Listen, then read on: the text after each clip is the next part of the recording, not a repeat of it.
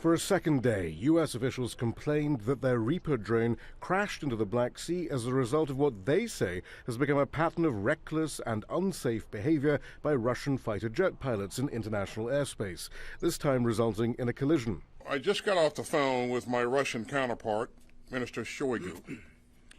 As I've said repeatedly, it's important that great powers be models of transparency and communication. And the United States will continue to fly and to operate wherever international law allows. This was the first phone call between the U.S. Defense Secretary and his Russian counterpart in 5 months. And it's notable that in the aftermath of the incident, both Moscow and Washington are emphasizing the need for dialogue. Nonetheless, Russia disputes the U.S. account of the crash.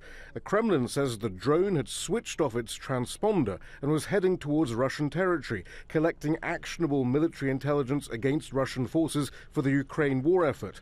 Its plane scrambled to identify the aircraft, and in response, the drone took evasive action that led to its crash. You have heard representatives of the Pentagon and the Joint Chiefs of Staff say the United States will continue to fly wherever it pleases in accordance with international law. But if you follow this logic, then the space around the United States has the same status as the space over the Black Sea. As for the drone itself, Washington says it's deep underwater and unlikely to be recovered by the U.S. military. As far as the loss of anything of sensitive intelligence, etc., as normal we would take, and we did, take mitigating measures. So we are quite confident that whatever was of value is no longer of value.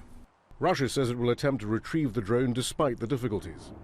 Whatever actually happened, this incident has heightened the fear of unintended consequences and the risk of heightened escalation between Washington and Moscow.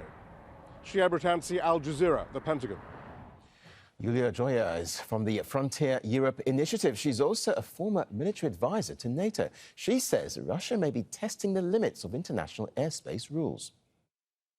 If we are looking particularly at the interjection between the NATO space and the international airspace, we have, before the full-scale invasion and into the full-scale invasion, a long history from the Russian side of violation of NATO airspace.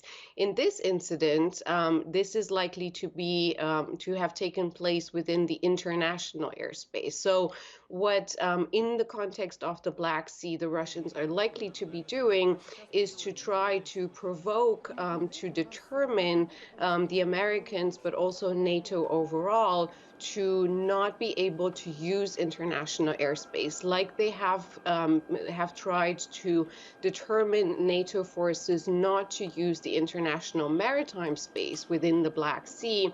This is what they're likely trying to do. And there's another bonus, if we can call it that, on the Russian side. The MQ Reaper is one of the most advanced and very expensive U.S.